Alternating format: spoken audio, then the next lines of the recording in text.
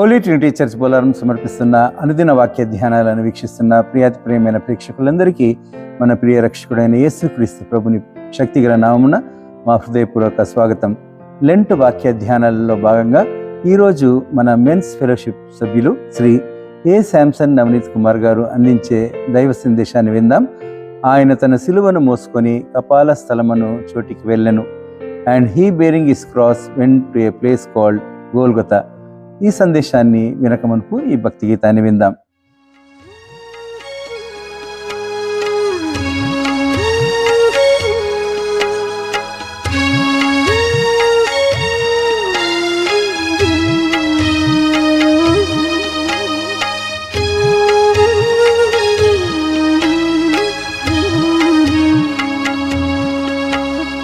సిలువ శ్రమలు నాకై ఓర్చితివా,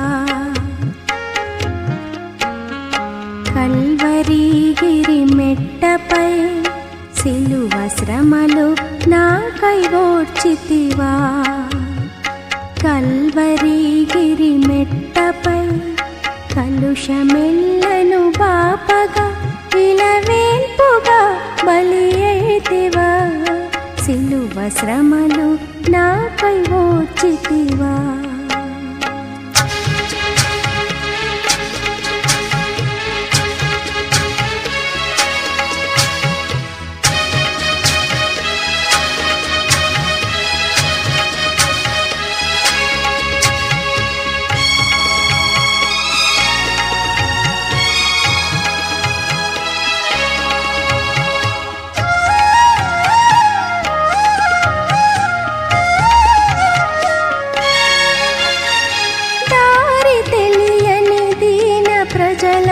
దరికి చేర్చి బ్రోచినావా, దారి తెలియని దీన ప్రజలను దరికి చేర్చి బ్రోచినావా, కారు చీకటి తెరలు తొలగి సిలువలో, కారు చీకటి తెరలు తొలగి సిలువలో నిర్విజనుల జీవజ్యోతిగా సిలువ శ్రమలు నాకై ఓర్చితివా, కల్వరి గిరి మెట్టపై సిలువ శ్రమలు నాకై ఓర్చితివా.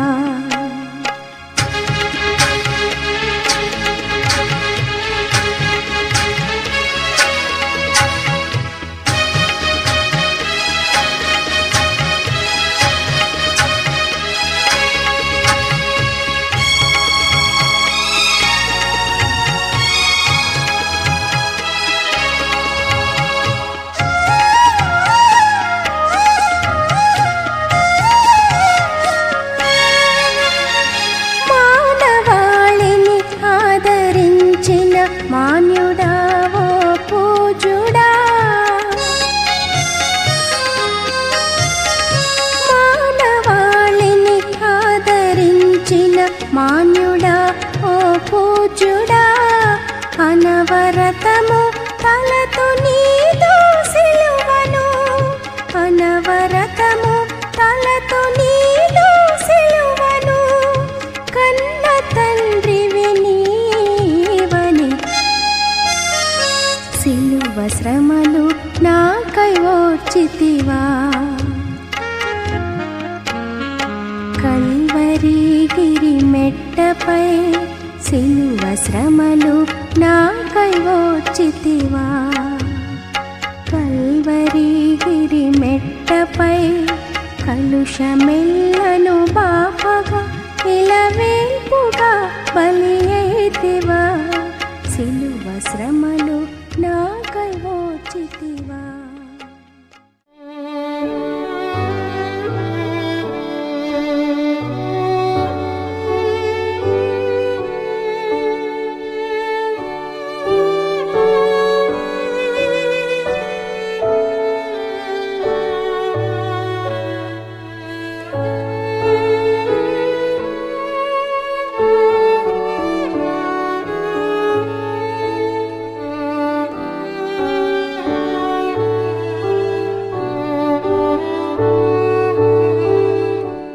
హోలీ ట్రినిటీ సంఘము వారు ఈరోజు ప్రాతకాలం యొక్క ధ్యానముకై దేవుడు ఇచ్చిన మనకు వాక్యము యోహాను సువార్త 19వ అధ్యాయము 17 నుంచి 19 వరకు. యోహాను సువార్త 19వ అధ్యాయము 17 నుంచి 19 వరకు చదువుకుందాం. వారు యేసుని తీసుకొని పోయిరి. ఆయన తన సిలువ మోసుకొని కపాల స్థలమను చోటికి వెళ్ళెను. హెబ్రియు భాషలో దానికి గోల్గొతా అని పేరు. అక్కడ ఈ వైపున ఒకనిని ఆ వైపున ఒకనిని మధ్యన యేసును ఉంచి ఆయనతో కూడా ఇద్దరిని సిలువ వేసిరి. మరియు పిలాతు యూదుల రాజైన నజరుడగు యేసు అను పై విలాసము వ్రాయించి సిలువ మీద పెట్టించాడు. చిన్న ప్రార్థన చేసుకుందాం. పరిశుద్ధ నీ ప్రాథమిక అనేక వందం స్తోత్రం తెలియపరచుకుంటాను తండ్రి. ఈ ప్రాతకాలం సమయం ప్రభా నీ వాక్యం ధ్యానించుండగా ప్రభా నీ యొక్క వాక్యం ఒక భావన ప్రభా పరిశుద్ధాత్మ ద్వారా మాకు తెలియపరచమని వేడుకుంటున్నాను తండ్రి. నీ దీనదాసుడే నన్ను ప్రభా నీ సెలవు చాటును మరుగుపరుచుకొని ప్రభా ఈ వాక్యం ద్వారా మమ్మల్ని ఆశ్రయించమని వేడుకుంటూ నాజని యేసుక్రీస్తు అతి పరిశ్రమను ప్రార్థించి వేడుకుంటున్నాను తండ్రి. ఆమెన్. మరి ఇక్కడ మనం చూసినప్పుడు ఈ శ్రమకాల దినములందు యేసు ప్రభువును సిలువ వేసినప్పుడు జరిగిన కొన్ని సంగతులను మన జీవితంకై ఏ విధంగా ఆ సంబంధించి మనకు అనుబంధంగా ఉంటుందో ఒకసారి మనము దాన్ని చూసుకుందాం. వారు యేసును తీసుకొని పోయారు. ఎవరండి యేసును తీసుకుని పోయిన వాళ్ళు? యూదులు, ఇజ్రాయెల్ వాళ్ళు. యూదులు ఆ సమయంలో ఏమంటున్నారంటే కైసరు ఒక్కడే మాకు రాజు, ఈ యేసుక్రీస్తు ప్రభు ఎవరో మాకు తెలియదు. వారు ఆయనను అంగీకరించలేదు. వారు కపాల స్థలం అన్న చోటికి యేసుక్రీస్తు ప్రభువును తీసుకొని వెళ్తున్నారు. మన జీవిత కాలంలో కూడా మనం ఏం చేస్తున్నామో మనం తగు జాగ్రత్తగా చూసుకోవాలి. ఎందుకనగా వాళ్ళు యేసుక్రీస్తు ప్రభువును తీసుకుపోతున్నప్పుడు అక్కడ జరుగుతుంది ఏంటంటే ఆయన తన సిలువ మోసుకొని కపాల స్థలము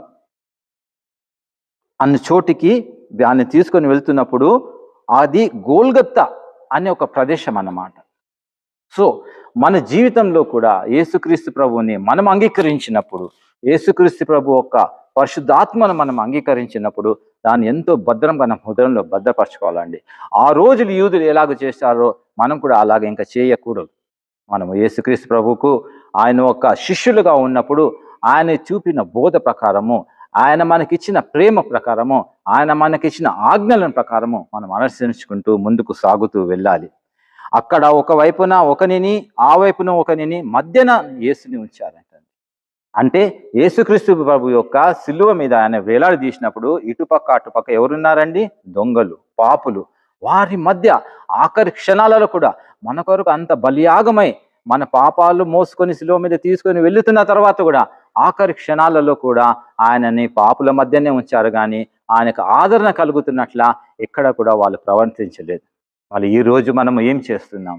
ఈరోజు యేసుక్రీస్తు ప్రభువుని అంగీకరించి మన యొక్క ఈ హోలీ ట్రినిటీ చర్చ్ లోపల, ఈ సంఘము లోపల ప్రతి ఆదివారం వచ్చి ఎన్నో ప్రార్థనలో పాల్గొంటూ ఆ కాపరి ద్వారా మన వాక్యాలు వింటూ ఎంతో చక్కని మనుషులు ఇక్కడికి వచ్చి చక్కని ఉపదేశాలు మనకి ఇస్తున్నప్పుడు మన మారు మనసు పొందుతున్నదా? పశ్చాత్తాపం కలుగుతున్నదా? ఈ శ్రమకాల దినములందు మనం ఈ 40 రోజులు ఆయనను గుర్తు చేసుకుంటున్నామా? ఆయన మన కోసం చేసిన త్యాగాన్ని గుర్తు చేసుకుంటున్నామా? దాని గురించి మనం ఆలోచించే సమయం ఆసన్నమైంది. మనకి కోవిడ్ వచ్చినప్పుడు చూశారు కదండి, ఈ రోజు కనిపిన మనిషి మళ్ళీ రేపటికి మనకు కనిపించకుండా పోయారు. ఎప్పుడు మన జీవితం అంతమవుతుందో మనకు తెలియదు, ఎప్పుడు మనల్ని మృత్యు కంబలిస్తుందో మనకు తెలియదు. కానీ దేవుడు ప్రతి ఒక్క సంవత్సరము ఈ యొక్క శ్రమకాల దినం ఎందుకు మనకి ఇస్తున్నాడంటే మనల్ని గుర్తుపట్టుకోవడానికి, మనల్ని ఇంకా ముందుకి మన జీవితంలో తీసుకెళ్ళడానికి ఆయన చూస్తున్నాడు. సో ఒకసారి మనం చూసుకుందాము. ఎఫిషియన్కు రాసిన పత్రిక, ఎఫిసియలకు రాసిన పత్రిక, అందులోపల మనం చూసామంటే 5వ అధ్యాయం 1 నుంచి 4లో అక్కడ ఏమని రాస్తున్నదంటే, కావున మీరు ప్రియులైన పిల్లల వలె దేవుని పోలి నడుచుకొనిడి. ఎలా నడుచుకోవాలంటే అండి, దేవుని పోలి నడుచుకోవాలి. ఎందుకు? మీలో జాగ్రత్తమే కానీ ఏ అపవిత్రతే కానీ లోభత్వమే కానీ వీటి పేరైనా ఎత్తకూడదు, ఇది పరిశుద్ధ తగినది కాదు. అంటే యేసుక్రీస్తు ప్రక్కన అటు ఒక దొంగ ఇటు ఒక దొంగ ఉన్నట్ల మన ప్రక్కన జాగ్రత్తమే, లోభత్వమే, దరిద్రమే, అపవిత్రతనే, కోపము, ద్వేషము వాటి మధ్య యేసు ప్రభువును ఉంచుతామా? లేకుంటే ప్రేమ, ఆదరణ, భక్తి, భయము మధ్య లోపల యేసుక్రీస్తు ప్రభువును ఉంచుతున్నామా? ఎఫిషియన్స్ ఇంత చక్కగా రాశాయి. ఇవి మనకి తగవు. మనకి ఏం తగ్గుతుంది అంటున్నారండి? కృతజ్ఞతా వచనమే మీరు ఉచ్చరింపవలెను.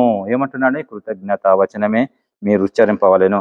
మరి ఒకసారి కీర్తనలో మనం చూసుకున్నామంటే 19 కీర్తనలో 1:4 మనం చూసుకున్నామంటే అక్కడ ఏం రాస్తుందంటే, ఆకాశంలో దేవుని మహిమ వివరించుచున్నది, అంతరిక్షము ఆయన చేతి పనిని ప్రచురపరచుచున్నది, పగటికి పగలు బోధ చేయుచున్నది, రాత్రికి రాత్రి జ్ఞానం తెలుపుచున్నది. వాటికి భాష లేదు, మాటలు లేవు, వాటి స్వరము వినబడదు. కానీ దేవుడు మనకు భాష ఇచ్చాడు, మనకు స్వరం ఇచ్చాడు కదండి. అవి వాటికి ఏమి లేనప్పుడే అంత జ్ఞానం చేస్తుంది. ఒకసారి ఆకాశం తట్టు మనం తలెత్తినప్పుడు, మనం చూసినప్పుడు ఎంత జ్ఞానం, ఎంత అక్కడ నక్షత్రాలు, చంద్రుడు, సూర్యుడు వాటికవే వాటి పనులు చేసుకుంటూ వెళ్తున్నాయి. వాటికి భాష లేదు. కానీ దేవుడు మనకు భాష ఇచ్చాడు, మన జ్ఞానం ఇచ్చాడు. వారు యేసుక్రీస్తు ప్రభువుని తీసుకొని పోయిరి. మరి మనం కూడా యేసుక్రీస్తు ప్రభువుని తీసుకొని వెళ్తున్నాము. అప్పుడు యేసుక్రీస్తు శిలువ మోశాడు. ఈరోజు మనము దేవుని యొక్క ఆజ్ఞల గురించి ఆ శిలువ భారాన్ని మనం తగ్గిద్దాము. ఆయనకున్న ఆ భారాన్ని తగ్గించి ఆయనను ఆదరిద్దాము. ఆయనతో మనం ఈ శ్రమకాల దినంలో ఇంకా ముందుకు సాగుదాము.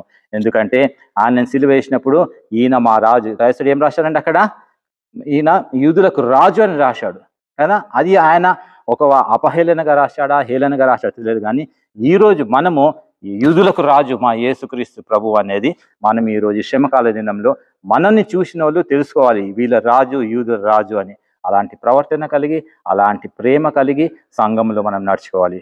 దేవుడి కొద్ది వాక్యాలు మన ఆత్మీయ మేలుకే దీవించునుగాక. ఆమెన్.